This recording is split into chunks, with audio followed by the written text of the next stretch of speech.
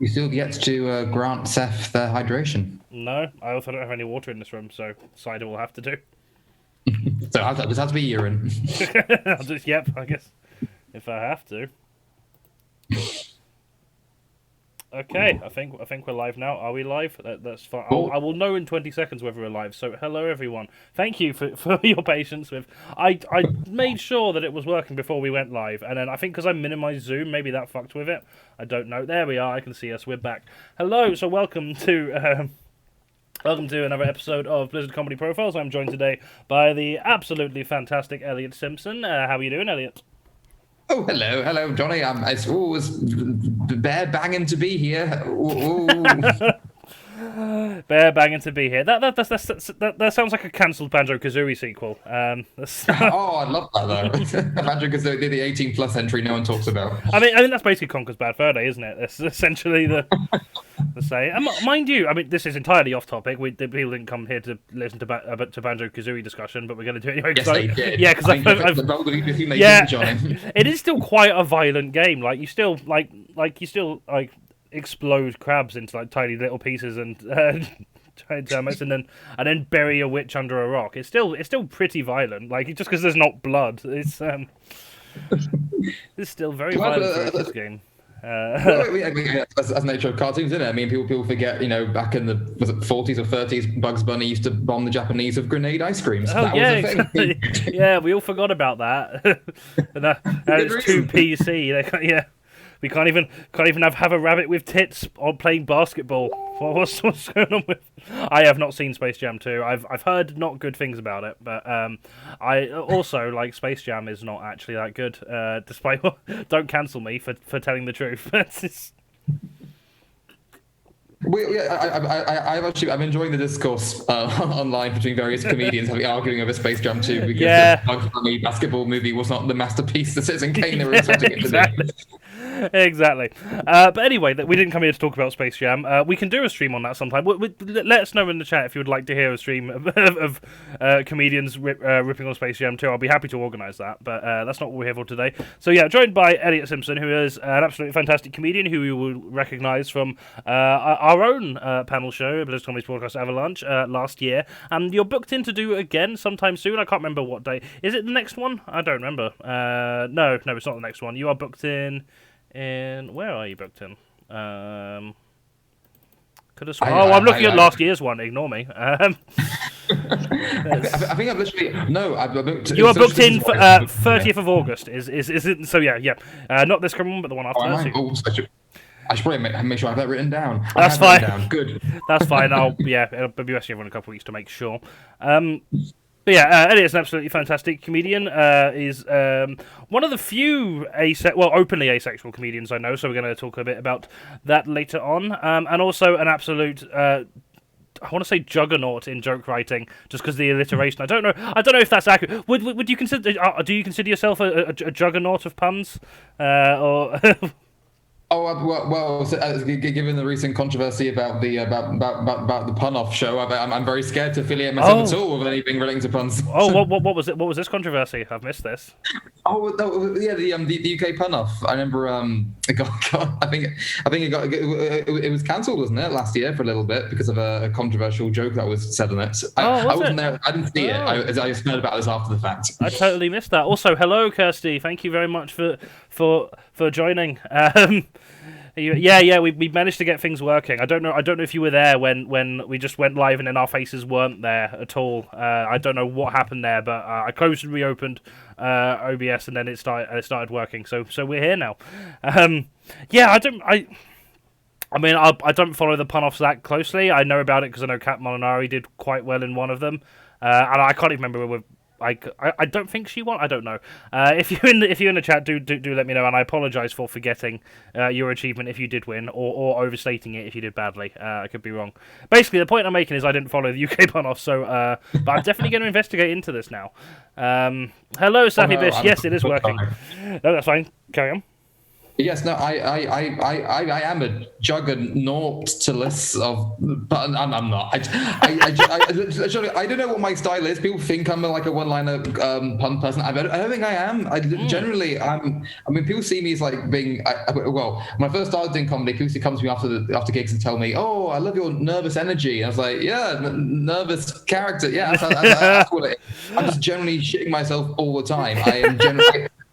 I come across very kind of nervous and excitable. I have made it part of the act now, but it wasn't how I started. I generally am just always terrified. So for me, I think I only do like kind of very quick one-linery type jokes because I hate that every second of silence there is when people aren't laughing. I'm convinced that they're hating this. Everyone loathes me now. I must have a punchline quickly so I get them laughing again because they're not laughing. They must hate it. So it's generally out of fear that I kind of do puns because I know they're quick.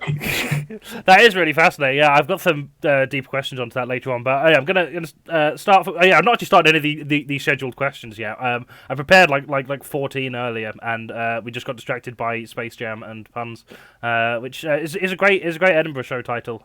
Take notes, comedians in the chat. So yeah, first of all, just to kind of start off to get a kind of idea about your own relationship with comedy. When did you first discover comedy as something that you enjoyed as a consumer? So not necessarily something you wanted to do, just as something that you liked watching. If you did like watching it, I know some comedians who absolutely hate watching comedy. I don't know if you're one of them, but if you did, when was that? Oh, now, when you say comedy, do you mean generally as in like this, the very just concept of humor being funny, or do you mean more like a stand-up? Do you mean? Yeah, I mean, like not necessarily stand-up, but just kind of, I guess, kind of like intentional comedy, so outside of social kind of joking kind of thing, if that makes sense. Oh. Right, you. So like not necessarily stand up, but anything kind of televised or on the radio, or even just like read, like books, that kind of thing. Oh yeah, like so comedy performance. Oh boy, that's a good. I'm not. Ew. I'm not really quite sure. I mean, well, well, I do remember I mean, I grew up. I didn't grow up actually like in Britain. I was an expat child. So I grew up all around the world in Hungary and America and Germany and all sorts. So I didn't really grow up with like a lot of my generation's culture. So I kind of grew up. Weirdly, I grew up a lot of my dad's culture because he had old VHSs of like old cartoon sitcoms from the 80s and 60s, 70s. And I do remember catching old VHS tapes of like Ken Dodd and things like that. So those were kind of my first exposure. It's like, oh, okay, you can go on stage and say things and people don't want to hurt you for doing it. And I guess being an awkward sort of aspy child who was not very good at socializing, I kind of took that as my defense mechanism for any kind of socialization because I didn't know how you spoke to people or how you made friends. I thought, well, the man on the TV said things and people laughed and he wasn't battered to a pulp. I'll just try and do that. And I did do that, and I still got battered to a pulp. But at least I tried.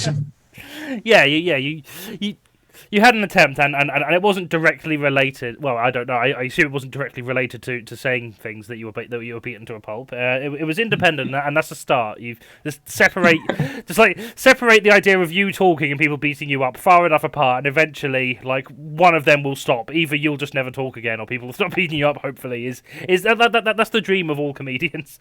Like, I should clarify. They only beat me up because I was just annoying. That was literally it. I wasn't cancelled at a very young age for saying controversial. Well, no. Obviously, I mean, yeah. I mean, like you've not been on trigonometry yet, so yeah, you've clearly not been cancelled. That's fascinating. Yeah, because I remember you telling me about how you've sort of lived all over the world, and I guess that's one thing you don't really. Cause, I mean, I generally like, kind of generational divides are interesting anyway. In terms of, but particularly when you get cases like this where you kind of grow up all around different parts of the world, and you're. Like the kind of stuff you were exposed to as a child was maybe not the same as other people in your generation. It's kind of interesting how kind of culturally significant that is, if that makes sense. So, like the fact that you grew up on like the same stuff that your dad enjoyed from before you were born. I assume before you were born. You said from the 80s. I can't remember how old you are, but are you also a 90s child? Yes, 96. I think I'm like one of the last generations to just be millennial. Yeah. Because I'm 95, and like depending on which guide you look at, like 96 or 97 is like the cutoff point for millennials, the Gen Z. But yeah, no, that's really interesting because one of the things about your comedy that I've watched, which admittedly is only like a couple of videos because I've not had the pleasure of seeing you live yet, but like I think a lot of. Like your style is a lot more of a throwback to the kind of comedians who you would get a lot more in, like the ones you were describing, like your kind of Ken Dodds and that kind of thing. Although like aged a lot better than a lot of that stuff. But like in terms of the style and the kind of delivery of it, it's very it's very, I guess, traditional is what I want to say. It's a very kind of traditional joke telling structure, just with kind of modern sensibilities and modern topics, which I think is fascinating. I guess what I want to know now then is sort of when. So after sort of discovering comedy that you liked watching and being like, oh, okay, this is a thing that happened. So was it like a quick leap from there to like, okay, this is something that I want to do, or how did that journey happen? When did you start considering you actually wanted to perform comedy, or whether that was stand up or just like writing for other people or performance or whatever that was? For so long as I can remember, it was always like a pipe dream back in my head as a kid. Because I always, again, like back at school, I was bullied a lot. I didn't know how to socialize with people, so comedy kind of was my currency. Like, oh well, I can just be at least weird and quirky. Then at least I can just survive. At least I can just cope in this weird hellscape of a society, with mixed results. Because I kind of learned quite brutally early on that if you were a freak and you were funny, that was fine. But if you weren't or funny or even quirky, you were just a freak, and people didn't like that. That's what Rudolph taught me. Like, it's fine to be different as long as you can be exploited for commercial gain. Exactly. So literally all throughout school, it doesn't matter where I was in England or America or Russia, Germany, I was always like, I always wish I could be a little bit, but I never thought I was good enough. Because like many comedians, I think, we've all had a lot of self-doubt, insecurities, anxieties, depression, or the whole shebang. And I think that's quite common for a lot of people, because I think a lot of comedians tend to come from a place of, I don't know, either being like an introvert, being like an outsider, but then finding their own unique take on the world and finding a platform to finally let it out. And I was all the same. It wasn't until university I finally started it, and that was only because I was just doing like filming stuff for a TV society, and I was filming a comedy club. And I used to go down there a lot, and I loved watching comedy. And I always kind of thought, oh, maybe I could, but I'm not really good enough. No, so maybe if I sort of hang about in the corner of a camera, someone maybe that'll get me on somehow. Because I remember like my favorite jokes, weirdly, from Eddie Izzard is when she talks about how when she was young, hoping that if I hang around by Pinewood Studios, someone go, a creeping kid, my film, The Creeping Kid. Yeah. Oh yeah, that really resonates. So yeah, cause like the first time I kind of was involved in a stand-up comedy production was as the designated camera person for the live show, and I wasn't taking part, so I set up the camera and I was doing like sound cues, and yeah, there was definitely a bit of that where I was like, because I mean I'd done other comedy things before. I'd acted in a couple of plays, and I'd sort of made my own. Well, I was attempting to make my own comedy skits and videos, which some of them are all right. Some of them have not aged well. All of them are much below what I could achieve now. But the filmmaking's a lot harder than doing stand-up comedy. Like I kind of every now and then I miss it, and then I think about the admin and the organisation that goes into it, and like having to rely on other people to also.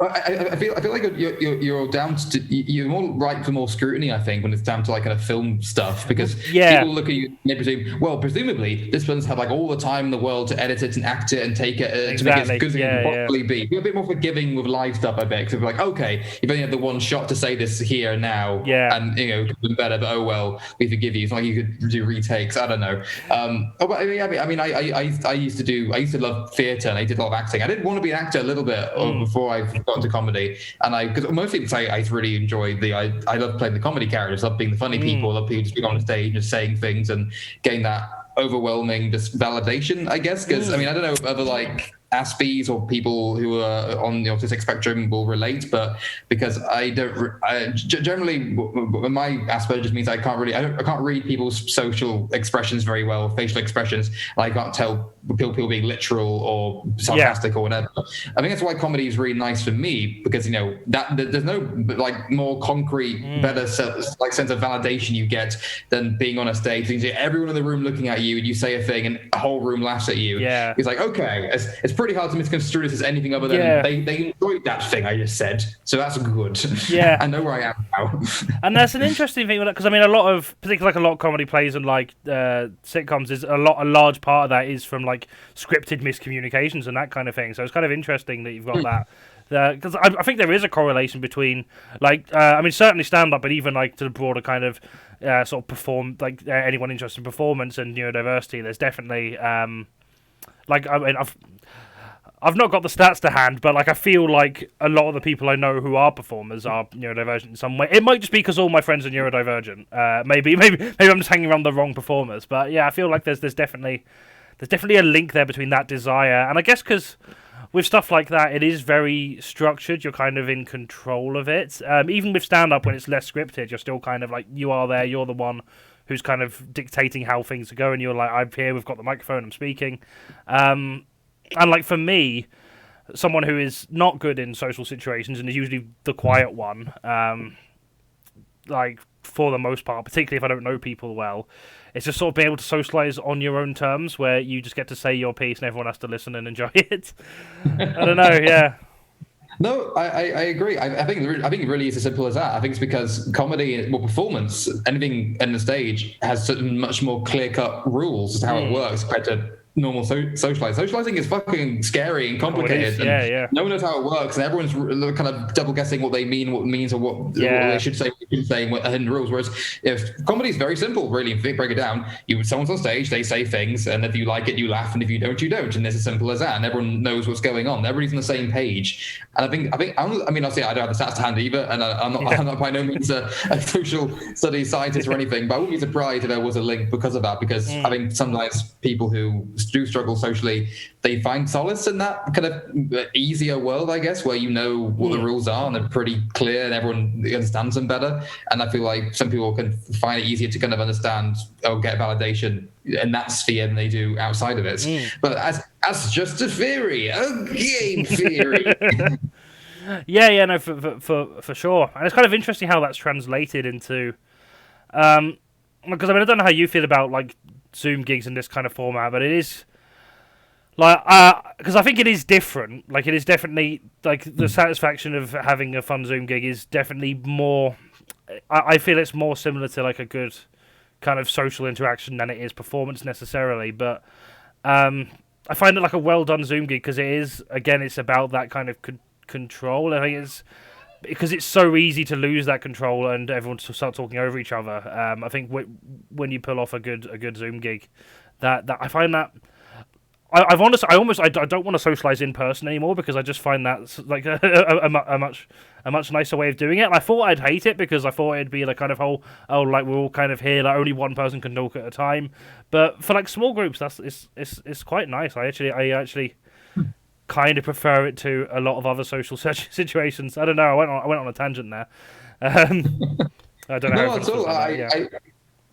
I sort of feel the same way. The only thing I do miss about in-person socializing is that I find that I struggle real bad in any kind of group setting because I'm far too self-conscious about what everyone else is thinking or about whether I'm coming across as if I'm like talking over someone or I interrupt somebody, and I hate that feeling where you want to say a thing and you go okay.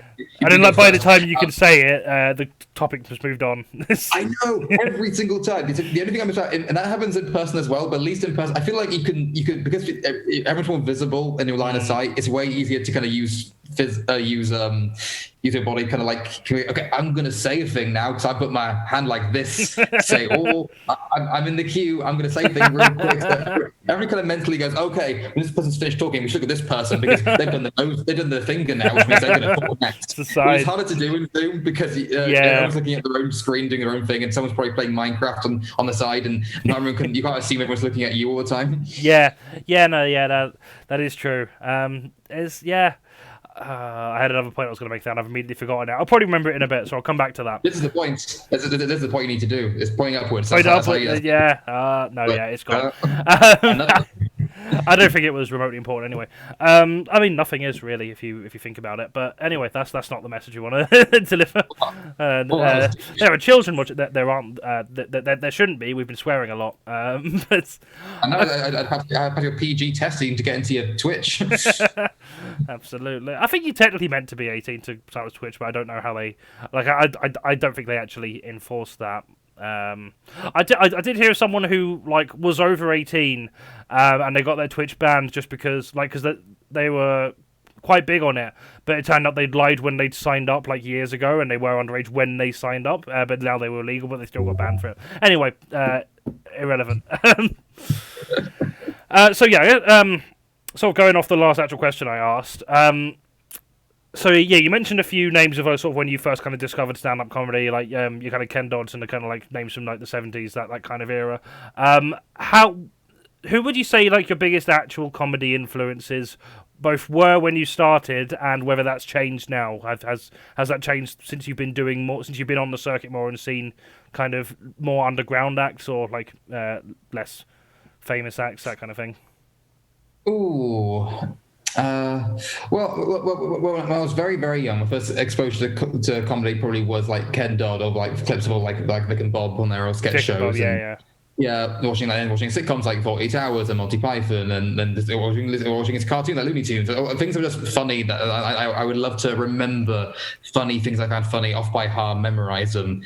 And I thought, and that's why I got beaten up a lot. Because I thought, if I just recite word for word funny things I've seen on TV, sure, even outside their context, people would find that funny, won't they? If I say it in the schoolyard, they did not. But I think I found funny. I remember memorizing instantly, and I just enjoyed repeating it. Which I don't know if that's a common thing athletes do. I've heard it is. I wouldn't know.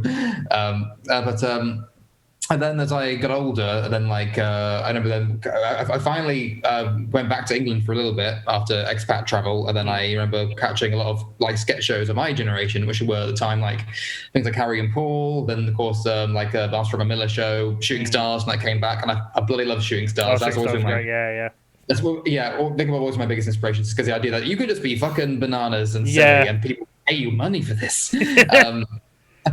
And that's what appealed to me a lot. And I've been kind of realizing now. I think because I kind of grew up for a while, my childhood was away from my kind of cultural generation, I suppose. I was all around the place. I don't really have many cultural frames of reference to draw back on. A lot of comics tend to, when they improvise, they do jokes, they tend to relate a lot back to, from the town they're from, or from stereotypical traits of English or British culture or humor or history. And I was never really bad. I never knew much about that, so I could never really relate, and I was never able to create reference for it instead. So I've always enjoyed. I think that's why I fucking love absurd humor, because you don't really need much frame of reference for it. It's just weird. It kind of crosses those language barriers. Well, not necessarily language barriers, but those kind of cultural barriers. Yeah, I mean, I don't get me wrong. There is definitely a cultural element to like British absurdism, I think. Definitely, yeah. Absolutely, but it's still. I mean, I feel like it's very easy for anyone in like generally in Britain who knows a bit about British culture to kind of understand having to be from a certain particular place. In Britain, that makes sense. Then I guess as I loved all the absurdist sketches that you'd see, like things like David Mitchell and Webb and Harry and Paul and everything else. And that's when I first started out. So my first couple gigs when I started uni, because I was filming them, and eventually the guy, who liked me filming them, he's like, "Hey, we do this like open mic thing in the middle of every show. You only get 2 minutes, but hey, you're always here. If you want to ever give it a go, just give it a go." And of course, finally my hours of standing, my creeping kid moment is here. Yeah. Yeah, it's reaped reward, and I did 2 minutes, and it went pretty well, I guess. But then it was coincidentally around that same time that I discovered my identity as asexual, and I came out as asexual, and it just sort of dawned on me there that I've never really seen any of the comic talk about like asexuality before. At least not to my knowledge, I never saw anyone talking about it. And around the time, my biggest inspiration at that point was definitely Eddie Izzard, and still is. She still is my absolute favorite, biggest comedy idol for a number of reasons. One, I just love her on stage, just a quirkiness and humor, the way that she always seems like she doesn't really know what she's going to say next, and I just love that kind of absurdity of it all, and how she's so this intellectual, and how she can. I learned far more about this history and politics from watching Eddie Izzard shows than I ever did from school. Same, yeah, 100%. Yeah, and that's what inspired me. Like, comedy can actually be used to actually like teach people things. Yeah, which blew my mind. I thought you can be silly and weird and talk about jazz chickens and cake and death, but also have a point and thing you're trying to say. And you can look unconventional and be unconventional and not actually perform or walk or talk this way that conventional stand-ups and Mock the Week do. And that, I guess that's why I think she's still my biggest inspiration. And I think I kind of thought about it, like, all right, well, no one seems to be talking about asexuality, and it's like an unknown thing. And I like absurd, weird shit. Maybe there's a way I can, do that. Maybe I'll just talk about that for a bit. And I'll see how it goes. And it went so well the first time I ever did it. That's because kind of became the thing I mostly talked about since. I think it's because I don't really see many people talking about it, and I think that I just love using puns and absurdism and weirdness and just as an educational tool, I guess. And that's what I've always kind of tried to do, and that's what I try and do. Whether I succeed is another matter. It's what I try. No, I mean in the limited sets I've seen, which admittedly are the ones that you filmed and decided to upload, so I'm assuming that's probably the best of the best. So I can't speak really on it. This is the worst thing, because I'm also a videographer, and actually my side business, what I do, I film comedy shows is what I do. I often at the Fringe, I get paid by comedians to come film their shows, so I do a lot of that. I'm always one behind the camera. I'm very rarely being filmed myself, so I've like next to no film sets of me, which is really annoying. So my best ones, there's never a camera in sight. Yeah, I mean that's partly why I make the effort to film all of the Blizzard shows, just because it does help people get like it's not like professional. We can't do like multi-camera setups or anything like that, but it does give people just like a decent quality video to use for however they want to, which is definitely a thing that like I was privileged enough to be able to actually like have a camera to film a lot of my shows when I was starting out. I mean, now it's kind of a moot point because phone video is good enough that that like most people have got some way of recording their gigs. But certainly in like the early 2010s, phones were not really quite at that point. Particularly like if you were like near the back of an audience and you just get loads of echo and horrible acoustics. In like most open mic nights, which are rooms which are not designed for performance as well. So yeah, what was the question? Oh yeah, so I wanted to ask because you brought up sort of like wanting to talk about asexuality and particularly like your own experience with that because no one was really talking about it. Like, do you ever like? Does that ever feel like a roadblock to you? Do you feel like for example, do you feel like you have to discuss that kind of thing? I guess it's a weird because, like, for me, like my sexuality and stuff is very visible. I will have to talk about it, at very least reference it, which I don't particularly mind. But I was just wondering whether sort of you feel like a need to do that, and whether you ever have moments when you're like, I wish I could just do more, like, what's the word? Like, if you could ever just talk about other things. But I suppose you do talk about other things as well. But yeah, I just wanted to know what's your relationship with that? Oh, it's funny you say that because you know what? Have you ever done the stand? Any of the stands? No, I haven't. Well, on a few occasions I have done them. See, I always do really good gigs. They always go really well, and people seem to love them really a lot. But then the feedback I get from the staff, they do not like me at all. The feedback they gave me was that you were creepy and unsettling, and the bar staff particularly disliked you. Wow. But then I got accused of wearing the wrong clothes because they said that you were trying to do this comedy about being asexual, but you're dressed like a really nicely you don't look like dressed young man. Yeah. And I was like, I'm sorry, I wasn't aware I had to dress down and look ugly to make wearing the uniform. Yeah, just wear like a grey morph suit I baffled me. I was said to me. I don't know. I guess I think a lot of comics like love to. Well, I can't speak for all of them, but I think a lot of comics like tend to have a form of USP, like the unique selling point. Yeah, I think because for a while, I will admit, I naively thought like, oh, am I like the only one who's like, talking about asexuality on stage? Because I couldn't see any others. No. Over the years, there are others. It's not just me, but I do think it's still, I would say, is a rare topic discussed. It is, yeah. Yeah, and even though I have met now a number of different asexual comedians, a lot of them don't tend to talk about their aceness, which I'll admit, did that baffle me at first, because I kind of thought there's just so much just stuff being talked about and covered in comedy, and so many topics being touched on all the time, and I thought when you have such unique lived experience, like I guess I always wonder, like, why would you want to talk about that? But everyone's experience is different, and I just kind of, I think as I realized that if I just honed it on the aceness and talking about it, I just knew that chances were very unlikely that I'd be on a bill would be someone else doing the same kind of thing. No, yeah, that's true. Because, you know, the amount of nights I've been to where, you know, I've seen the first act is like a middle-aged white straight male going like, oh, my wife, she puts things on shelves, what's that about? Hey, oh, my wife, isn't she horrible? Oh. And then they're like, all right, yeah, great. Then the next guy was another mid-30s white age guy going, oh, my wife put things in cupboards, what's all that about, eh? And it's like, God, that must be awkward. It's like, oh, no, you both came in with a wife-bashing material. That's awkward. But I guess when you find something unique that you don't think many people are talking about, and it gets good results, you kind of, I don't know, it's fun to explore and see how far you can take it. Because I think that's what I guess a lot of comics who make it to TV sort of tend to do. They have some kind of unique aspect about them that it doesn't just define them, but at least it's a thing they're most well known for. And I don't know. It has been in the back of my mind, because I mean, since I've started doing it, I've never really stopped doing the ace material. I always have a bit in it, and I always introduce myself like that, because a lot of my humor is revolved around it. And I do talk about other things, but I always feel like I do kind of have to introduce myself that way, just so they know where I'm coming from. Because I think a lot of my other jokes, even if they aren't specifically ace related, I think they benefit from the context of knowing that I'm ace. Yeah. So it's good to establish that context. So, but I don't know. I mean, I'm doing my solo show now all about asexuality. And I do kind of like worry that if I do enough shows about it, will I exhaust all the material? Will I just run out? Will I be forced to do something else? I don't know.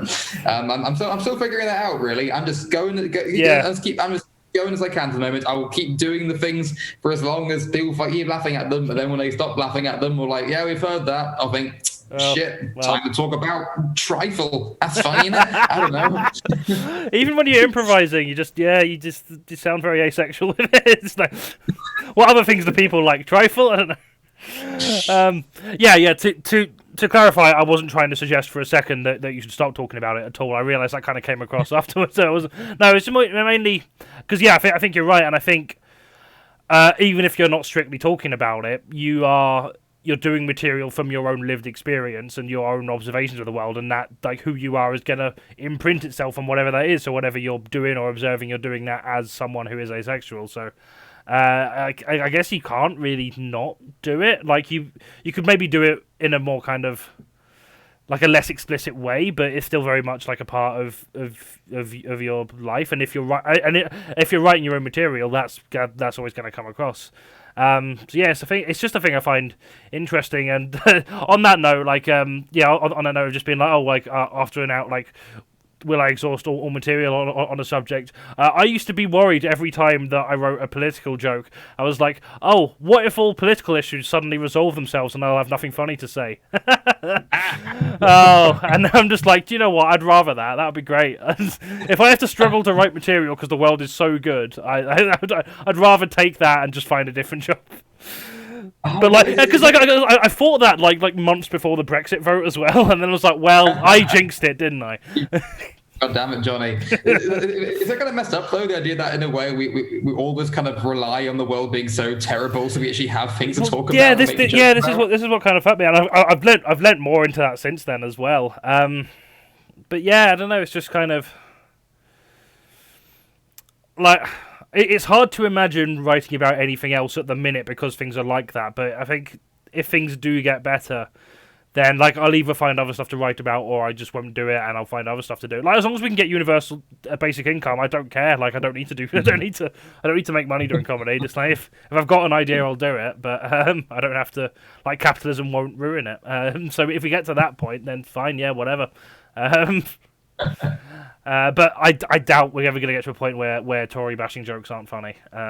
So I think I'm good for a while. But it is an interesting thing because it was a thing that happened sort of like from like the late 90s to early 2000s when things politically were looking up for a bit, before all the war crimes that we done did. Compared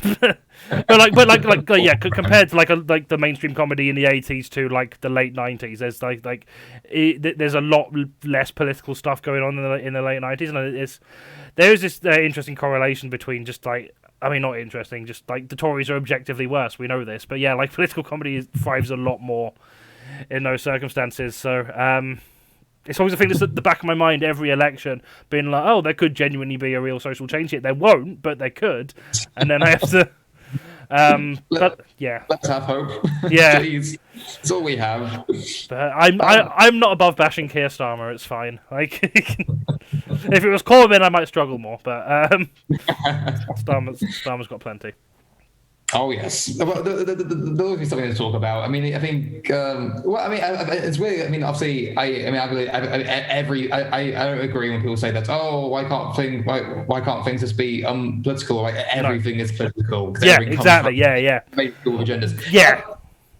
That being said, I think the reason why I think comics like Michael McIntyre are so universally beloved, is also so famous, I think it's because he said comics like that, they tend to home in on just, well, I guess the weird quirks of the human condition, just weird things that people just do. Yeah. And maybe some of them are inspired by politics. Maybe some of them are. I remember being young and laughing like, yeah, it is funny, isn't it? We all go on holiday, we all go to the buffet table, isn't that? Yeah. Is that peculiar and quirky? I mean, it's like, what's the holiday? I can't afford that.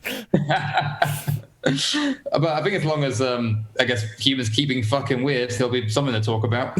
yeah, there will be, and yeah, it's an interesting like that kind of, because I really like Michael McIntyre. I mean, I've not watched him. I don't know what he's like. I'm fairly sure he is a Tory, but like, yeah, is he? Oh no. Well, no. I don't quote me on this. I just I would assume that he probably was, given that like how he is and the fact he's like. Wouldn't be surprised, yeah. At most a Lib Dem, but yeah, no, it's an interesting, because that whole kind of genre of observational comedy does kind of cross barriers. But I think as like all of that was huge before the 2010s, where we started going into the ruthless austerity measures, and I'm just wondering how much that stuff would fly now, when people are going to be like, I can't afford to eat every week. Like, what do you mean? All these things? Okay, no. I don't know what it's like to go on holiday and be mad because I can't understand what any of the things on the menu are, or that kind of thing. It'd be interesting, because I mean, those comedians like Malcolm, I think Malcolm is still going, but like he's definitely been less in the spotlight since then, and possibly for completely unrelated reasons. I don't know. But I do feel like that entire genre of comedy really thrived in the late 90s and early but between like 97 and maybe like 2008, when we started having the recession and all that. I don't know. I'd need to confirm, because Michael McIntyre kind of started around that time and still was doing quite well. But yeah, it'd be interesting to see how that style holds up in today's pop culture. It's a fascinating theory, isn't it? Like you were saying before, is the reason why that really thrived in that era is because that was kind of before, just before the massive horrible austerity we had. Yeah, with Tory there would have been people at the time who were still like in poverty. It was still a thing, but like it's definitely gotten more since then. So yeah, I just wondered whether there would still be like arena-sized groups of people like willing to go to that and just like fully getting on board and relating to it. But I think as long as also there's this new. I think it's again the reason why I've really honed in on doing aceness. I think it's because it's doing like asexual comedies, because I think it doesn't matter. I think obviously everything is context dependent, or the time you're in and the culture you live in. But I think if it's like a new style of voice or perspective has never really been given the same amount of coverage or the spotlight before, I think it's always going to be an audience for that. I think hence why there's such a massive, huge cultural uproar of when PTK got big, because the kind of obstetrical comedy he was doing, specifically about northern kind of communities and life and the way his group was growing up, and never really been given that kind of same massive platform on that style before comedy. I think it's why he got so big at the time. I think it kind of translates to all sorts of different communities and viewpoints and perspectives. I think it's just nice to process something different, which is why I'm just so glad to be in a time where still far from ideal, very very far away, better than the slightly that it was, but not nowhere near where we should be, but still better than it was us that we have this a greater diversity and variety of just voices and people now in comedy. I'm just so much more this interesting shit I find there is to listen to. Oh yeah, 100%. Yeah, and this is the thing I found when I started going to watch kind of grassroots well, not necessarily open mic nights, but like the kind of smaller semi-pro comedy clubs. Is just how much variety there was out there, and I don't know what it was like in the 2000s. I didn't start going till like 2011, 2012. I didn't start going to watch comedy regularly, but certainly around then, like the huge meeting all these kind of different people and seeing all these different perspectives on the world. Some of them absolutely trash, but like a lot of them, and like the Ace thing's really interesting because I feel like we've got to a point where gay men in comedy is almost a mainstream. Which isn't a bad thing at all, but like compared to how it would have been maybe like 10, 15, 20 years ago, like it feels like I can, like you could name far more successful gay comedians. Admittedly, none of the most top earners, but there are a lot of them. But the rest of the spectrum, like I can't think of many, like maybe a couple of lesbians, a couple of openly bi pan people, maybe like. Probably only like one really famous trans comedian. Like there's a few around, and all the best trans comedians are kind of around that kind of what's the word? Just like on the kind of cusp of getting to that success, and they never quite really getting to it. Like maybe they'll be on TV a couple times, but like never kind of superstar level. But like asexuality is still broad. I can't think of anyone I've ever seen on TV talking about it. I'm sure there are some, but yeah. Oh, you really have to like go out of your way to go searching for it, as I have done many a time. It's still barely touched upon, and it's. I mean, I don't know why it is. Why is the case? I think it's. I mean, I know where people find that isn't really to talk about, or they obviously don't believe it, or I think it's like the nature of any kind of minority community when this first gets recognition. People in the culture's general stance that they want to reject it or want to erase it. There's always that kind of first initial step, just getting seen, getting above like being the erased level. It's actually getting fucking noticed, and then you get the whole other sort of oppression that comes when that happens. But it's still in its early stages because obviously, like all identities, like all sexualities, asexuality has always been a thing, always been part of human nature. But the term itself, I don't believe, was coined until like I want to say like, what, the 1940s. I may not be correct. Please. But like within the last 100 years, say, kind of. Like, and even when I say that, that's like a tiny little mention that no one really cared about. It wasn't even until probably like after the 80s when it finally was actually getting said a bit more, actually given more of a community around it. Then it wasn't really until like an actual, I think it wasn't really until like the late 90s until like an actual asexual community was formed. So I think, it's still in its very early stages, I want to say, in comparison to how the journeys of sexual identity communities have been. But I don't know. I guess the way I just saw it is I kind of realized, there's a lot of in comedy specifically, and there's a lot of comedy seems to revolve around this idea, especially in British comedy, which is a very self-deprecating and very much kind of laughing at someone who for failing and being terrible and being bad at things. And failure is a big thing we like laughing at in Britain, I've noticed. And so like a lot of jokes that a lot of like men tend to do is like, oh, they want to have sex, but they don't get it, and they're really bad at getting it. And that's funny because they want the thing, they can't get what they want. It's a classic kind of farce you see in cartoons. Somebody wants something, they try and get it, they always fail, and that's funny. But I thought. And I guess when they break it down, the kind of jokes I do, they're not too dissimilar. I guess the only angles at I don't want it though. I don't want the thing.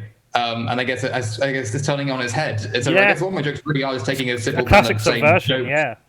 Just subverting it because same thing, but like I don't want it, and then finding where's the humor in that, and it's quite a simple twist, really. But I mean, that's even just technically, it's such a ripe angle for so much comedy that it's not really explored very much. Well, I mean, it is explored. It's not explored in the mainstream very much. Like I can think of two asexual representations in media. One's a character in BoJack Horseman, and the other one is a character in The Outer Worlds. And the Outer Worlds isn't as explicit. Like you could meet that character and not know, like unless you decide to pursue that kind of friendship. Todd in BoJack is probably the biggest asexual character I think I've ever seen.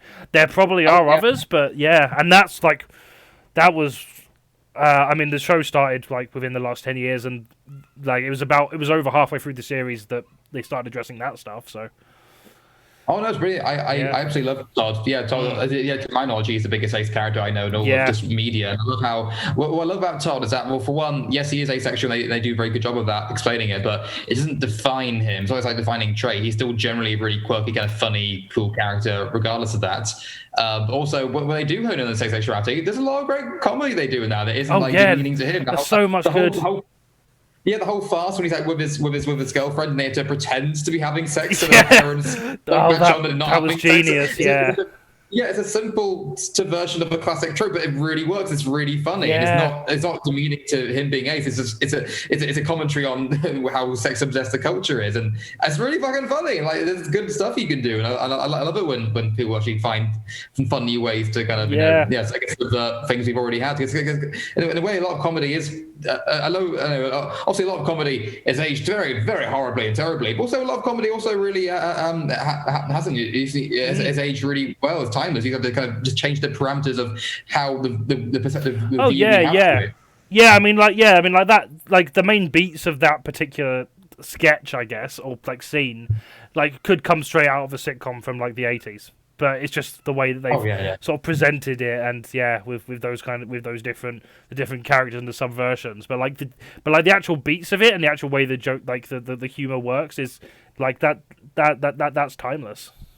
Oh yeah, exactly. I saw that like English farces back for as long as I can remember, like even the Victorian era probably, and even earlier. So, but then then 100 years later, you got Frasier doing the same thing, but now like it was psychiatrists and snobby Americans and all sorts of different people. Then literally 10 years later, you get the Birdcage, the film where there's two gay men going to be trained for a Republican family. Like it's the same kind of concept, but you're changing the people and who are in it, and that I think I think that's it. I think that's what I feel about your stand-up. It is that very kind of timeless approach to kind of joke telling and humor, but with a very modern kind of subversion on it. I think that's why it works as well as it does. It's that's really good. You are.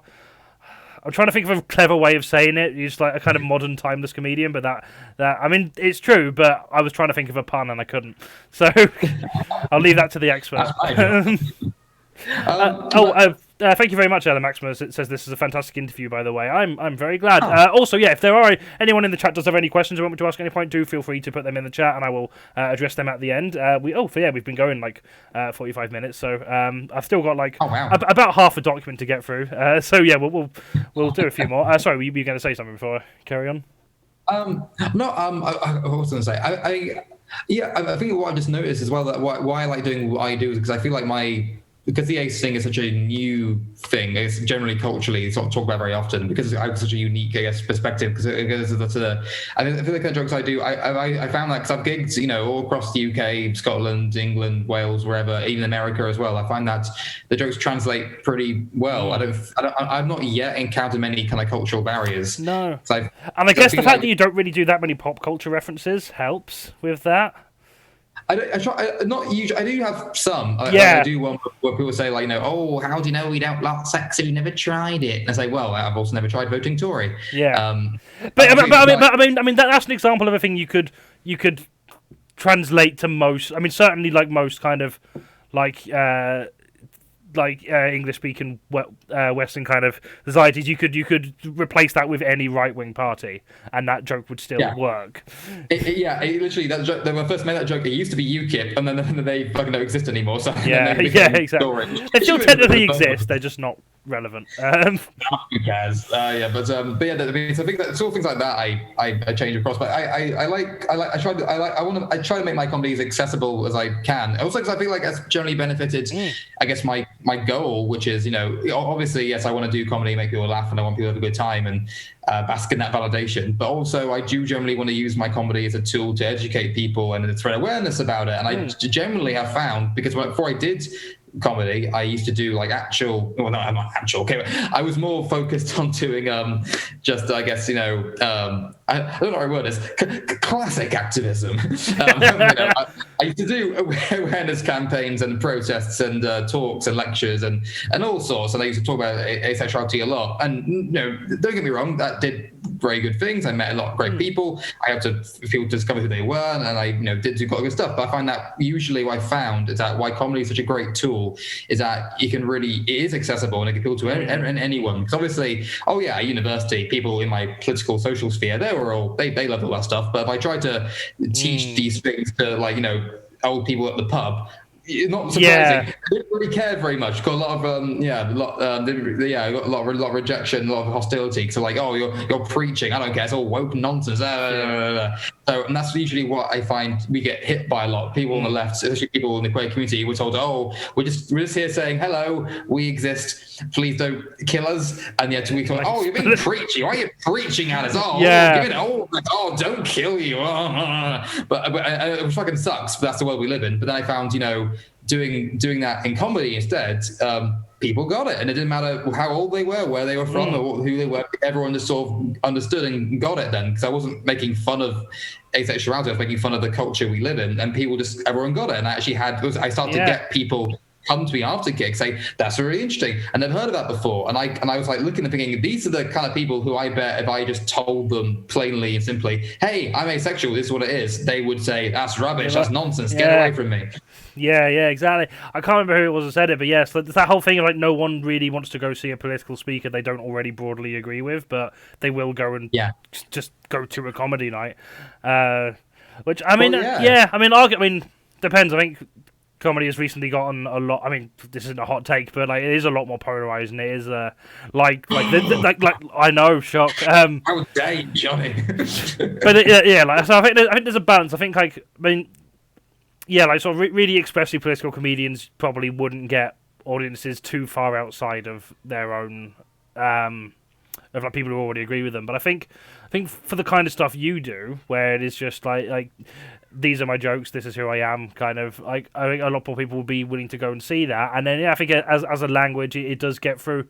It does get through to them a lot easier than like you say, than if you just would go up to them and go I'm asexual, and they'd be like, what? But what if you want to have children or whatever? I don't know what people say to asexual people when that happens. They say many things. They say many things.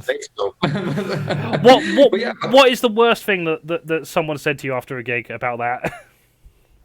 Oh God, the worst thing. Yeah. Or just an example of something bad.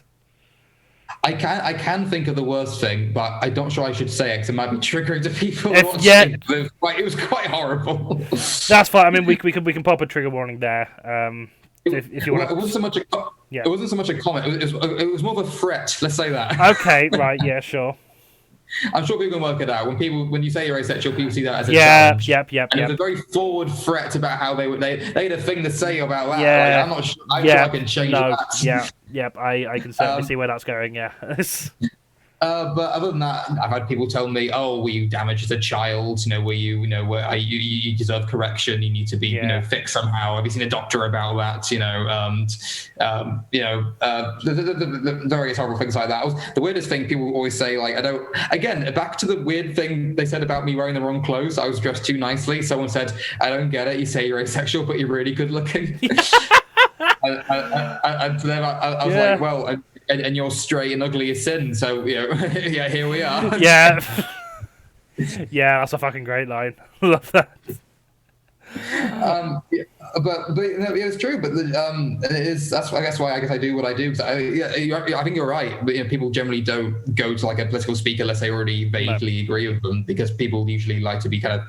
It's hard to get someone to change. Yeah. But with comedy, I find generally people don't really fucking care what you talk about, so long as it's funny. As long as you make them laugh, that's what they care about, and that's why it's true. I mean, don't get me wrong. I would never want to do a show for right-wing people. I don't want to. I am a left-leaning comedian. A lot of my jokes are very left-leaning, but I find that generally people who are a bit more on the fence or unsure, even vaguely, I think it's good to make it accessible. Right, Yeah, because I think some comics have to rely on the fact that they are very, very staunchly on a particular side, and the audience has to be on board with their opinions, otherwise they're not going to laugh at anything. Yeah. And I mean, obviously, to agree, I'm no different. Obviously, I want people to agree with me that yes, asexuals exist and maybe don't kill us. Yeah, exactly.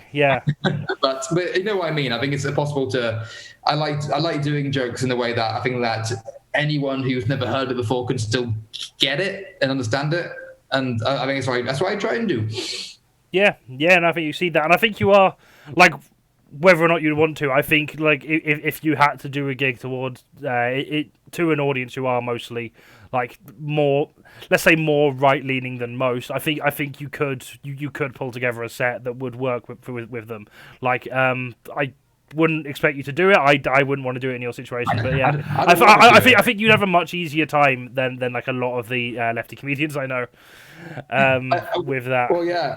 No, yeah, I mean, I think so. Literally, I never go out my way to do those gigs. Literally, it's been a case of like someone says, "Hey, you want to do a gig at this place?" And I'm like, "Oh, sure." And I go along and I go into the room and I see the first act and I see the kind of audience they are. I'm like, "Oh, yeah, it's one of these horrible kind of audiences." I'm gonna do what I can to survive. Yeah, it's weird having those gigs though, and like I don't think I've ever had any that have been like fully like kind of like.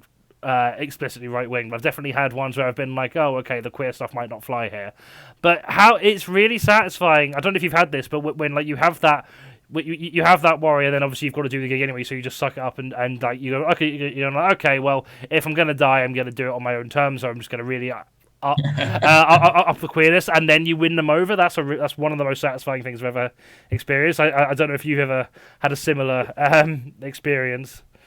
Oh no, absolutely. Yeah. I've been in many places where like it's been like probably in the outskirts of somewhere where where there's but let's say more people with more right persuasion, and but yeah, I'm generally being convinced like, oh god, they're gonna eat me alive, they're gonna hate me standing here, but then is going up and saying my silly puns, and they actually went for it. I was like, oh wow, all right. But I think it's good on two fronts because like one, yay, I survived. But also clearly. There is a way you can get through to people, even if they appear to be very firmly set in their ways. Yeah. I mean, I know it's exhausting. I know that it's never our it should never be down to us or our right to educate people or whatever. But no. I like to believe everyone is capable of being able to be shown there is a better way, and maybe it's just a case that I know it's hard. Fuck me, I know it's hard. It feels like a fucking hot brick wall all the time, but maybe we've not found the right way to communicate. Yeah. And maybe. I know it sounds weird, but hey, maybe fucking silly props and bananas with movie maybe, maybe that's the solution. Yeah. Well, that's it. I think all you really need to do is just get like Mr. Bean on side, and then you're sorted. That's like, nobody hates Mr. Bean. Some people don't like what Mr. Bean does, and like Rowan Atkinson himself has some terrible takes. But like, if you can get the character of Mr. Bean on board, that will translate to pretty much everyone. But yeah, it's interesting. I mean, because I sometimes feel bad that. Like we at Blizzard don't really do more to reach out to people, but also I've created it with an ethos to be a safe space for marginalized people, not to be not to be like converting right people. Like if we do get through to some people for our content, then great. But yeah, that's not what we're doing. We're more kind of like nurturing the comedians who could and giving them like a safe space to experiment. And just give them and give audiences a safe space to just come and watch some comedy without fearing that there's going to be some racist bits or any transphobic slurs or anything like that. So, but yeah, no, I do think you're right. I do think that there are ways to get through to them, and I think that kind of silly absurdist humour is certainly one of them. And I think the thing we've got to remember is if you're not going to get through to everyone at once, but you don't need to. If you can get through to enough of those in the more kind of centre, and if you can get the kind of embarrassing liberals on board, that really does help. That really does help tip it. Just enough to pivot the cultural, exactly. Yeah. And then once it's leaning the right way, like obviously keep it up, and then that's really fascinating. I'm going to whiz through some of these few questions because we have overrun a bit. I mean, I'm not in a hurry to go. Sorry. No, that's fine. This usually happens. I write questions purely as like a net if we run out of stuff to talk about. So let's see, what have we?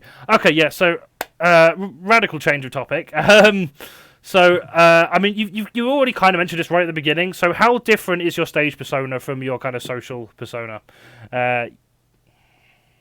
Well, this is a weird thing because I don't know. I mean, there is clearly a difference because my onstage persona is very much more exaggerated, and it has become more so over the years because I've honed in on that more. I'm certainly much more energetic, and I guess I'm scared to say this word because I know it makes you sound like a certain way, but. I my onstage persona, I would call him a bit more. I call him a bit more creepy. I think because he's got that, comedy is, essentially it's a release of tension, isn't it? Yeah. And, how you make that tension, he's got to make it somehow. And I think sometimes I kind of hone in on this kind of like really absurd persona. I get very kind of hunched and weird and erratic kind of. You do, yeah. Because I just find that kind of amplifies the absurdity and the weirdness, but also it builds tension. Because everyone's like, I don't know what he's going to say next. Yeah. It makes it's a degree of unpredictability, which I think makes jokes land. Because you do kind of hold yourself like a crap magician, and I think that kind of helps. I don't mean that in a nasty way. I'm aware of that. There's no way to take that as a compliment. I accept that, but I'm not open now. But like I do think that really, I like it's very theatrical, like kind of like a non-specific theatrical, but it is very kind of like it does grip your attention a lot more, I feel. And I was going to ask if that was like an intentional thing or whether that's just like how you usually hold yourself. But I didn't want to ask in case it absolutely wasn't a choice, and then I just look like a dickhead. But I do think it like the way you kind of it puts me. Who does it put me in mind of? Sort of Jim Carrey's Count Olaf in the series Unfortunate Events movie. Sort of a bit like that. Kind of like tall and spindly and like a bit kind of hunched and like lots of bones in your fingers. I mean, that's just how fingers work, but like very.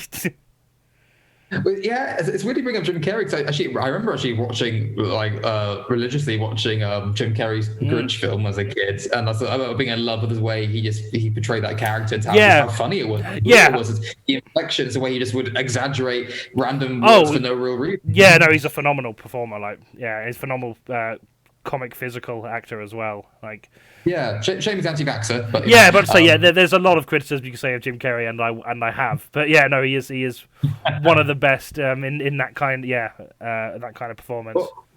Well, because I started out, doing theatre stuff, being an actor, and getting the grips like how unfit you need to be much more theatrical and out and physical because obviously you need to be seen more on a stage because it's not zoomed in on the screen. That's it. I like being physical. I think for two reasons. One, because I get very fidgety otherwise. I'm a very fidgety aspie, and I will start playing with my hoodie or a ear. So moving about kind of gives me a more of a scripted. I have like a script of movements as well as a script of words. I stick to my script of movements. I can stop myself, starting, getting all fidgety. Or I'm going to be fidgety. I make it look intentional at least because I will get fidgety regardless. But also, I mean, because I've seen so much comedy and I watch so much comedy and I film so much comedy. I guess I don't know. I don't sound like I get bored easily or I become desensitized by it, but I do. I know what you mean. My kind of comedy taste that I love to be visually engaged. I'm not saying that there can't be some great comics who literally can just stand there and say great jokes and still hold your attention. And I love comics who can do that because it's a fucking amazing talent, and I wish I could do that. I can't. I have to compensate with weird movements. But I don't know. Because I think especially last year's been a big.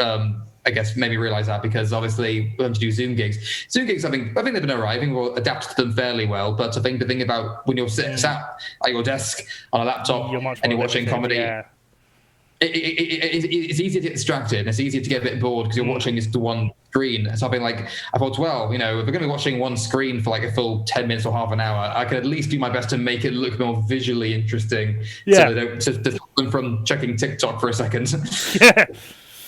Yeah, absolutely. And that is one of the things that I think has opened up a lot of potential because, it is more limiting in some ways, but also with the technology, there's so many more things you could do that wouldn't work on a stage. I think it was Stuart Laws who just had this whole bit where his background was a video of his background and not his actual background. So eventually he just walks into the back of it and starts doing stuff. And he's got this whole bit about how it's like his roommate, and he just keeps coming in to ruin all.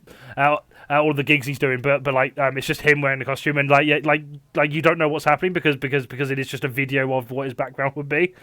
And and like just like stuff like that would be much more difficult. So we wouldn't be able to put off on stage in that way. You could probably do the same concept in a different way. But yeah, I think the people who've done best, like the people who've either done well on Twitch or just on like the Zoom circuit, are the ones who do make those like attempts to really take advantage of the medium.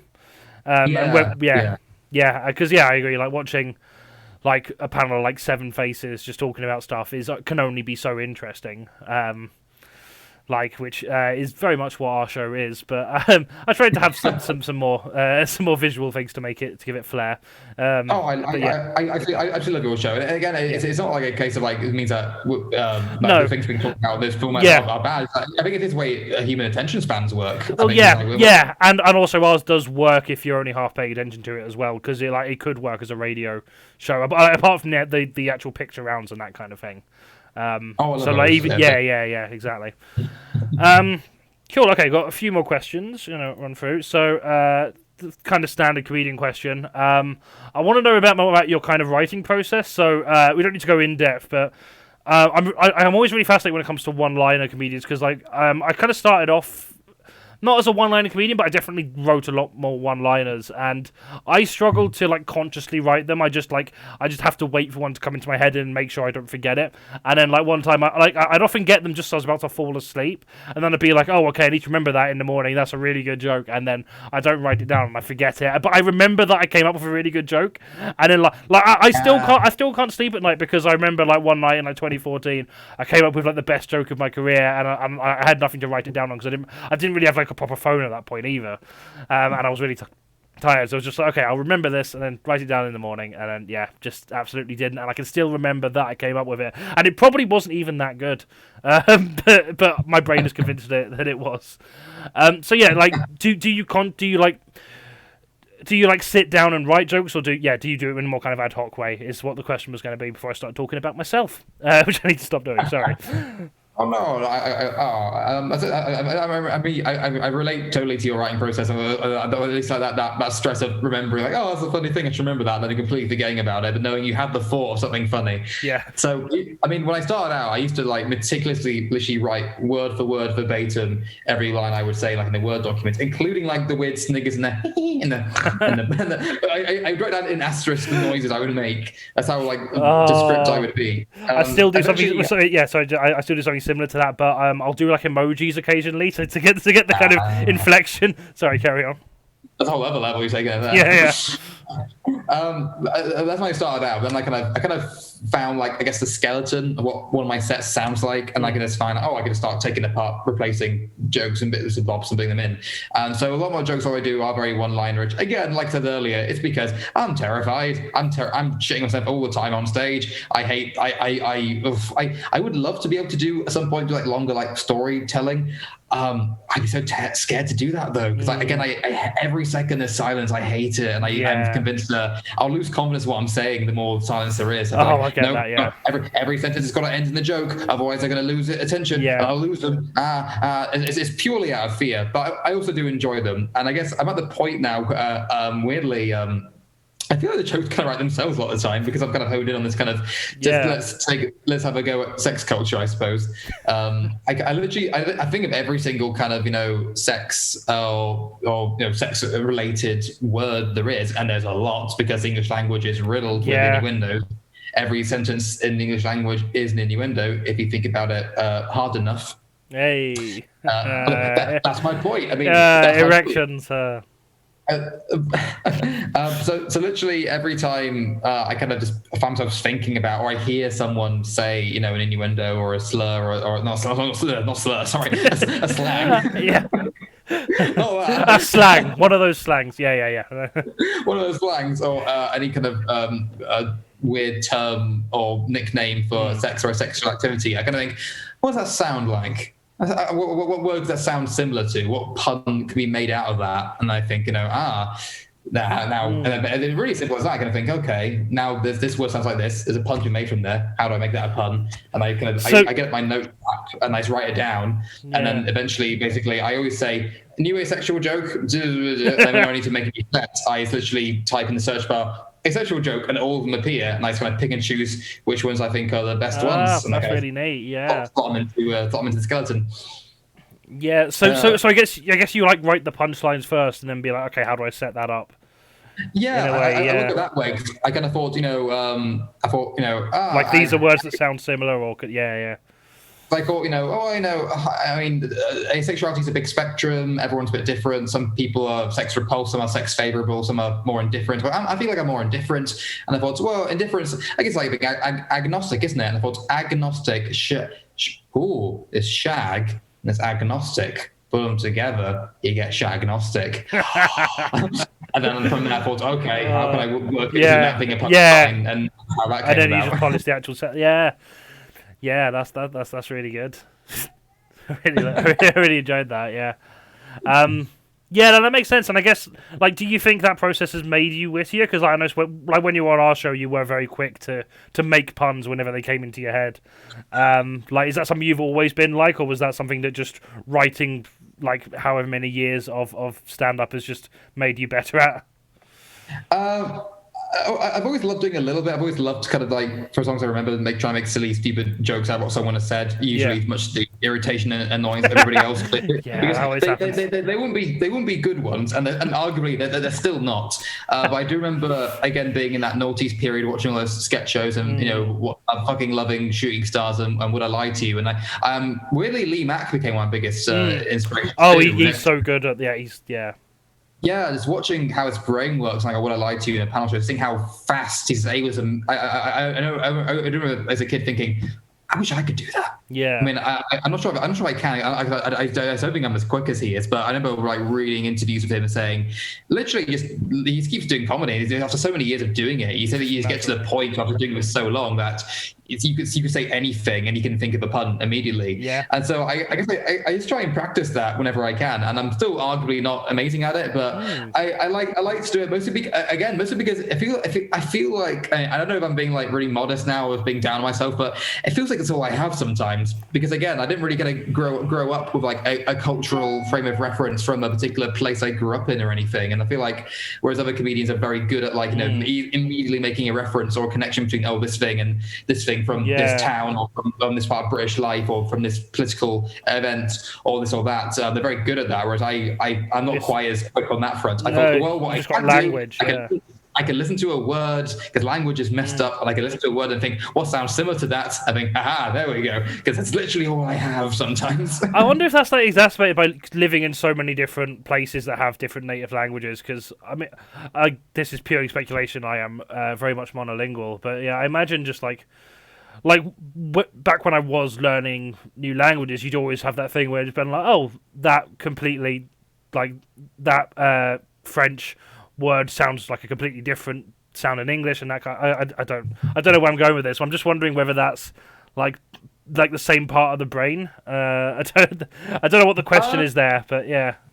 No, I know what you mean, and I think a little bit. I mean, annoyingly, because I've lived all over the world. Everyone assumes that you must be really multilingual. I'm like, no, I'm shit. I'm terrible at languages because rather than like becoming fluent in languages, I learned so many. Yeah, I learned so many back to back. They was blended together in a big old mess of wibbly wobbly words. Well, that's it. Yeah, and then like you'll make different language connections that other people maybe like won't necessarily. But although I'm bad at languages, I do find them fascinating, and I find it fascinating how much of like cultural attitude is exude from language. And again, watching Eddie Izzard, how amazing she is with like languages, and I remember like loving so much a bit about how she will only applaud English for doing away with gender when it comes to nouns. With a spoon, what would you call it? A spoon? Is it a masculine or a feminine spoon? It's a fucking spoon. And I remember thinking like, it's true though. But I'd be like, saying like they can't even call a chair asking is it a masculine or a feminine chair, and that's how I thought the joke. But I bet a masculine chair, but one of those plastic ones that cracks under too much pressure. Well, there you go. That's really good. Yeah. Yeah, but I guess so I've always been intrigued by language, how bizarre, how fucked up and fucking stupid so many languages are. I don't know, offend any cultures here, but I'm sorry. I think all languages have got a one weird rule about them. They do. English very much included. Yeah, if you try to take a step back and actually analyze the logic behind like some parts of English, they're just Yeah, so I find that's why people say that it's and it's also come from like nothing basically. If you go like he invented a whole way of communicating, and then it's just kind of broadly accepted between cultures. It's weird. It's weird when you think about it, like how that started. Yeah, because I think that's why there's so much I guess wits around language and wordplay in British comedy, because obviously people say it's nearly impossible to translate a joke into German literally because it won't work because German language is so literal. But English is full of it's full of double meanings. It's absolutely full to the brim of rules that make sense and double entendres and words that are spelled the same that sound different, and it's full to the brim of that. So English language is ripe for the picking. Really, I think it's very hard to really think of any normal sentence that won't have a word that you could immediately think of a pun or an alternative double meaning for. Because that's how fucked up our language is. And it's confusing, it's annoying, but hey, makes my job easy. Yeah. And then there's always constantly like new kind of slang, and language always evolves, and there's always more. There's always new ones. That's really fascinating. I've never really stopped to think about that before. It's really it's just really fascinating how language has evolved so badly that there's a whole industry about making fun of it, basically, or using it. I mean, like there's several industries just about using language in different ways, whether that's comedy or propaganda. That is still very much like taking very care over the different nuances of the language and how you can not lie but present things in a certain way. There's definitely If I had more energy and time on my hands, there'd be a whole a whole video essay in that. But I'm just gonna wait for someone else to do it. If you have time on your hands, you'd be very herby hands. Hey, there we are. Terrible, but a bit like as a thing again. Keeps the practice. An example of that. Yeah. Obviously, so many. I think again because I'm autistic as well. So many of the jokes I end up using are ones I generally say completely obliviously, and are generally by accident. Because I even told someone that I was thinking of I don't know. I was trying to think of a joke about being at a men's sexual health clinic, and I can't remember exactly what I said. But I remember saying, usually go along and it'll be full of members. And I said that just genuinely, and then someone sniggered and was like, "Oh, hang on, willies, yeah." But we have 100 different ways of saying willy. We do. There's so everywhere. many ways. My job is so easy sometimes because there's so many words for willy and for cock and for. That is like first day of comedy school is just learn all the different words for willy. The tragic irony is that to be an asexual comedian, I have to research a lot into sex. Yeah, I suppose you would. Yeah, because you kind of need to know what you're making fun of. Okay, a couple more. These are much quicker questions. So, First of all, do you think you are the kind of comedian now that a younger you would have found funny? Oh. It's a tough one, mate. Yeah. I always really like asking. It's really enlightening, yeah. Maybe. I think. Well, it's weird because depending how young the younger version of me is, the younger version of me may not know may not know that they are asexual, know what asexuality is. But I guess. I think so. I think it will be different than what young me will be expecting. I think young me would probably be expecting me to be a bit more. I don't know. I guess. Much more kind of physical, and I mean, don't get me wrong. I am physical. I do use a lot of props. I am very silly, but I think a younger me would expect me to be nothing but that. Yeah. Like someone. I don't know if you know Luke Rollison. He's a London comic. Rings a bell, but yeah. Yeah, he's like nothing but like really weird character prop stuff, all of it weird. I think young me probably expecting that, whereas I've become a bit more, I guess, wordy and intellectual. Weirdly, not intellectual. I sound snobby, but I guess So eloquent. You say more words than going around going melons. which again is weirdly sexual. It is, yeah, exactly. It's hard. Everything we say is sexual. It's hard to be absurd without it. Yeah, there being a sexual innuendo in there. So that's kind of interesting. Yeah, I suppose thinking about Because I wouldn't have known anything about gender or that kind of thing when I was younger. I've never really answered this question myself, but I definitely thought I would be closer to what Eddie Izzard does in terms of the more kind of like not like that it's apolitical or anything, because she is very much political. But I think I would have I thought I would have wanted to lean more into the surrealist, absurdist kind of side of it, whereas I've definitely gone more with the kind of political commentary and analysis kind of side of it, which I definitely wouldn't have expected to do when I was younger. Can I ask you a question, actually? Yeah, go for it.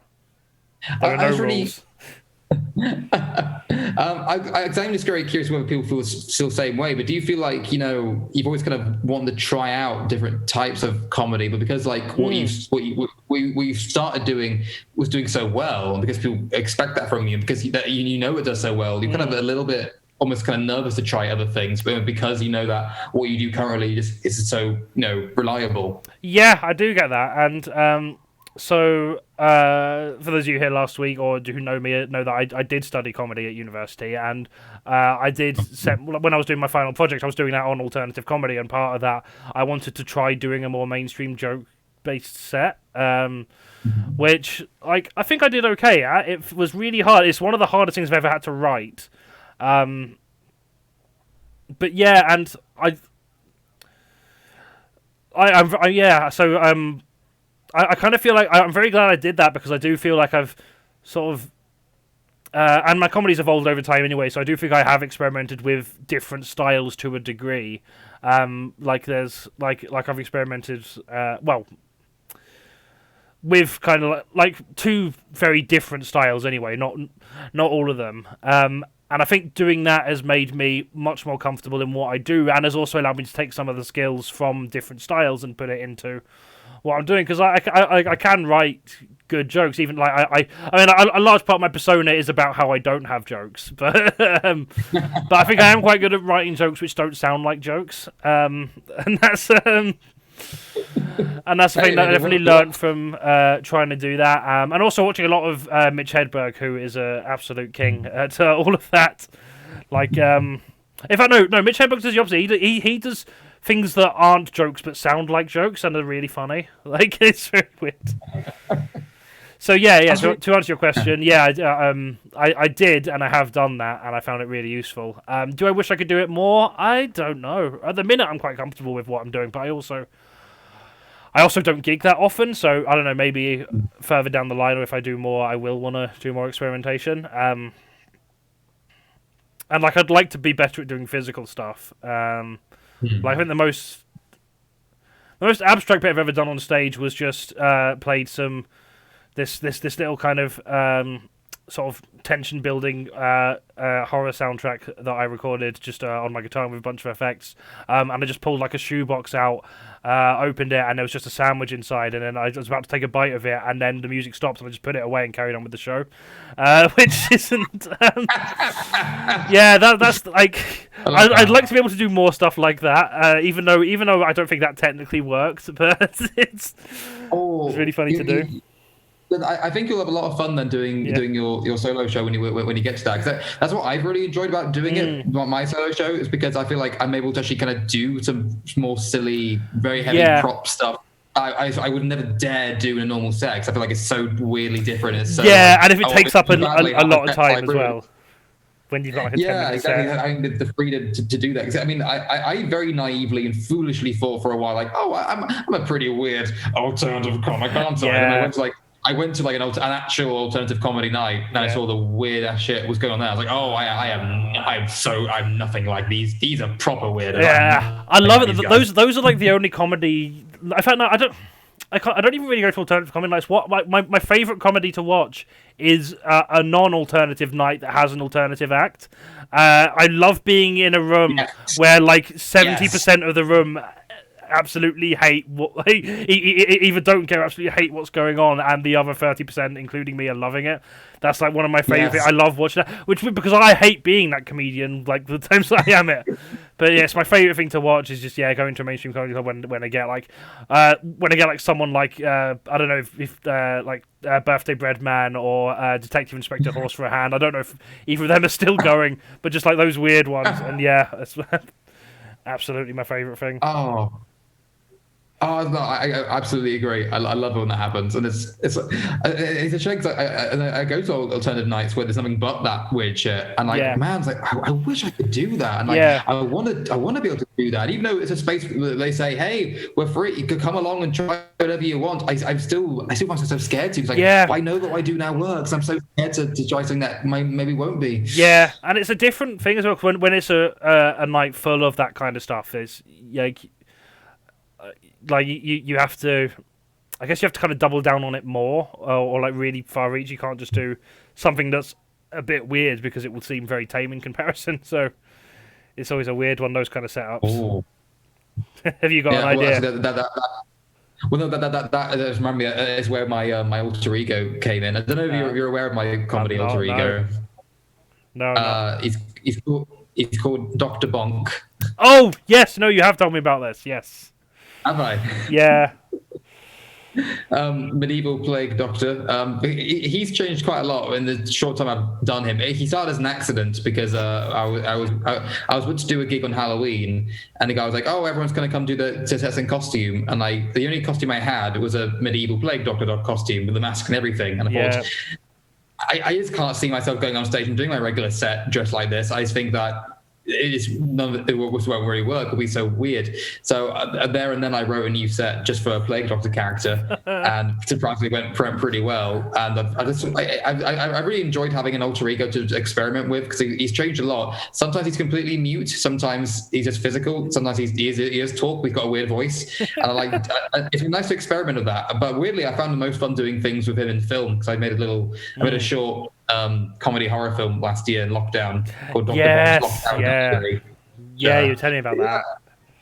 No, it's weird though because I found that it's weird that I feel like I have to have an alter ego to allow myself to try out new things. I realized by saying this, I've kind of gone back on what I said earlier when you asked me, do you feel like you're kind of tied and doing the same old stuff? And like it's weird. It's like a yes and no now. I think because like you, I do feel comfortable in what I do, and I'm very happy to do what I do, and I want to expand more what I do. But there's also a part of me that like does kind of do things different. But I feel like I can't do things different as me. I have to be someone else, which is weird. No, that is I think I could go into a lot more about character stuff, but we've been going on for a while, so I might save that for another day. But no, it's definitely because I've experimented with it as well, and it is really fun. Although I do not want to do it more than like once a year. I don't think. It's something that will save for very specific shows. Right, we'll wrap up now. So, just final question: what advice would you give to a younger you about to embark on their comedy journey? Oh, just fucking do it. Just get in there. Stop. What are you doing? Stop fucking handling about in the corner with a camera shakily being, oh, I hope someone notices me and gives me a chance to go out. Just fucking do it. Because, I was very lucky and fortunate that I was that very kind, good comic, Tom Clutterbuck, that is his real name. What a good name. In Norwich, allowed me the chance to actually do my first gig, and I think without that chance, I'm not sure if I ever would have done it. But I think just but believe in yourself, just do it. Just to get there early. It annoys me to think that I could have started so much earlier, and I could be doing it so much longer now than what I had. I think just the whole self-esteem issue I think we all struggle with, the whole kind of self-confidence issue. Just do it. Just get in there. Just don't be afraid, I guess, which is easier said than done because I've been doing it 5 years and I'm still fucking terrified. Yeah. I don't know, it's tricky because I don't know why, but growing up and seeing, I always really detested people who were really narcissistic and arrogant and stubborn, who were full of themselves and pretentious. And I thought, I never want to become like that. But weirdly, I made the mistake thinking, therefore any self-admiration must therefore equal snobby pretentious. Therefore, I have to hate myself that I will be superior. No, there is a middle ground. You can actually love yourself and not be an arsehole. So, it's a hard lesson to learn. That is a very important thing, actually. Yeah, it is, because it is a thin line to tread between confidence and arrogance. Yeah, that's actually that's really insightful. Thank you very much for this chat. Do you want to tell people where they can find you? We've got your links in the chat, but if you've got anything coming up you want to plug. Damn it! It's in the other room. I have a little Apple laptop charger with googly eyes and a face on it, which I call my cheeky plug. I should have it on me right now, but that's what usually I bring out. Right. Well, yes, as you can see in the chat, no, is it mirrored on the stream? I'm not sure. I will know in like 20 seconds time, but yes, it is. Okay, oh wait, no, it isn't. Ignore me. One of the. I'm going to do both ways regardless. There you go. Those are the links. I'm on Facebook, Twitter, Instagram, TikTok, and YouTube. Yeah. Usually I am Sockface Simpson on most social media. So Sockface Simpson is the way to go because people can't spell my fucking name right because my name is an anagram of toilet. And it's the unusual spelling of Elliot. So Sockface Simpson is how you usually find me. I do silly tweets and TikToks and jokes and all sorts. So follow me there. Follow me home. I'm lonely. We'll just put your address in the chat as well. It's fine. And this Sunday, if people watching happen to be in the Yorkshire area in the north, this in Bradford, I'm going to be in Bradford this Sunday doing my solo show, Asexual, and I know it's a whole hour about asexuality. It's going to be part of the Bradford Fringe, and it is going to be where I forgot the name of the venue already. The Delius Arts and Culture Centre. That one, I think. Yes, the Delius Arts and Cultural Centre. That is where it's happening. You can go see me there. It'll be fun. Otherwise, I run my own comedy night in Glasgow, and that's why I love Johnny, love Blizzard, and I love how it trying to make a safe space, good, wholesome, good, welcoming comedy night. Because I do a very similar thing. Diversity quota, hence the name. It's a night which is a safe space night, which I always try and curate and get a diverse, varied bill of comics on from all different types of backgrounds to make sure everyone feels inclusive and no one feels like the odd one out. And I try to curate to more wholesome comedy environments where no one has to worry about having the very essence being horribly attacked, and everyone has give a platform to new upcoming comedians from different backgrounds. And that's why I think we're doing that. That's how I met Johnny in the first place. It is, so yeah. Yes. If you're in Glasgow, I'm doing some more Diversity Quota shows in the coming months. So follow Diversity Quota as well on social media and stay tuned for news. I have not got those links, unfortunately. But yeah, if you, I'll make sure to get Kirsty to pop them on social media, on the Blizzard social medias, which you should be following if you're not already. We've just had one question from Safi, actually. Elliot, does it feel freeing to use your alter ego / stage persona to see how far you can push the boundaries in comedy? Which I think is quite an interesting question. Have you got any thoughts on that? Oh, yeah. I think I'm not sure. I mean, I guess like boundaries. Pushing creative boundaries rather than the kind of edgelord kind of. Yeah. That being said, my Dr. Bonk is darker than I am, and I say that but literally, it's like a handful of jokes that are a bit like, not like more like because they deal with death, I guess, body horror. Things like that. Because he's sort of a horror character. Yeah. Things I would do to myself would seem really weird. It was kind of freeing. It's freeing just to try things different because he is a.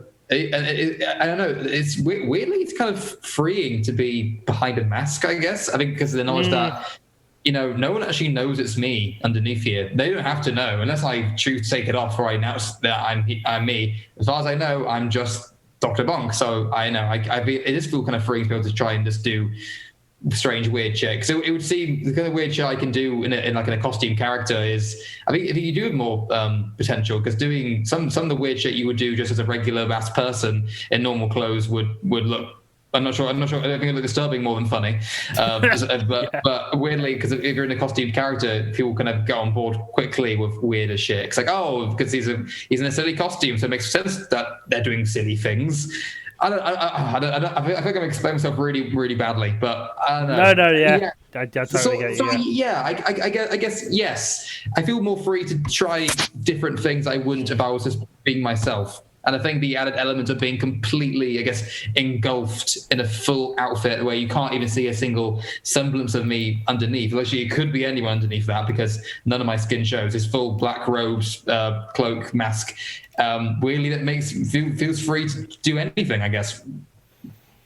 Wonderful, very good answer. Yes. Thank you very much. I've just had a look to see who is online to raid, and we've got Tom Short at Hoston Productions just playing some Sonic Mania. So let's go hang out with him. So yeah, if you're not I mean, if you're here, you're probably already following Blizzard Comedy on all our socials. I think I had a screen for it somewhere, but I don't know what I've done with it. So you can all just.